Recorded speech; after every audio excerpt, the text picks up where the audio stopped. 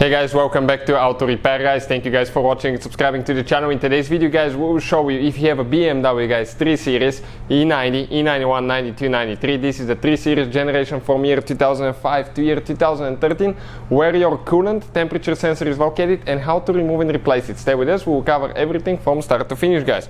Now, quick introduction to the channel guys.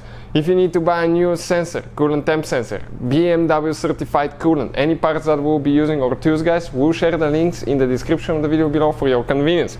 Second guys, every single car we get at the shop, we make at least 200 to 300 free repair videos. Specifically on 3 Series, we will have close to 400 or 500 videos. Why we do all that? Simply because our mission at the shop is to save you guys as much money as we can. All we need in return, please subscribe to our channel and like the video so we can keep providing that free information.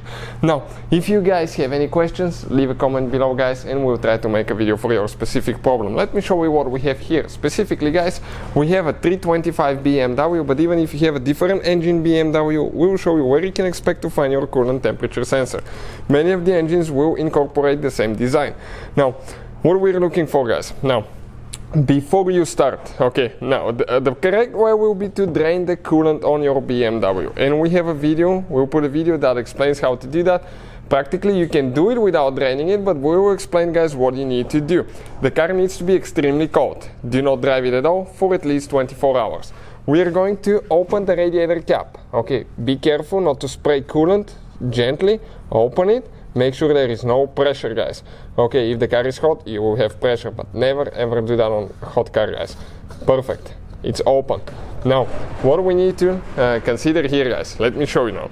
If you come to the oil filter housing, okay, we are going to see this is oil filter housing, and past the oil filter housing on the cylinder head you have that sensor. This is the coolant temp sensor. We can remove it quickly guys without draining the coolant, but what I recommend, there is a specific procedure to bleed the cooling system guys, because you may get a pocket of air later and that can lead to overheating your engine. So I will try to put the link in the description of the video below, but we have on the channel BMW E90 how to bleed cooling system. Super important guys. So you need to disconnect the wire. How you do that? Okay, you just press here, pull it out like that. Now we need a 22mm wrench, or offset box wrench works really good, or a deep socket, and we're going to get the sensor loose guys. Be careful not to break it, especially when you tighten that thing, because it's not too tight guys. We've broken sensors in the past. Okay, so now it's gonna start leaking. Get rubber gloves. Okay, get the rubber gloves.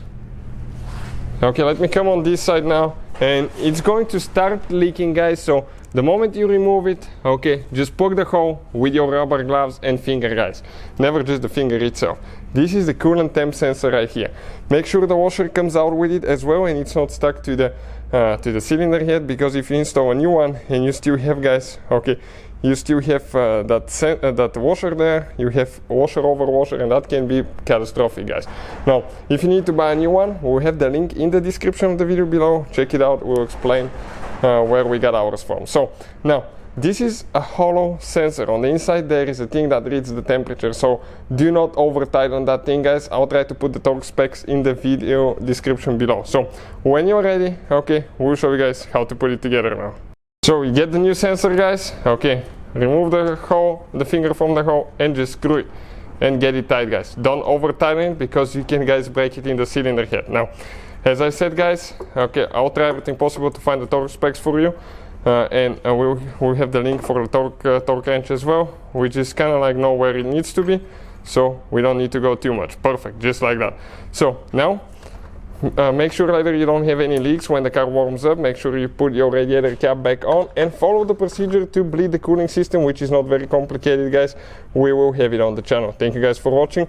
Please subscribe to the channel for more videos, and see you guys next time.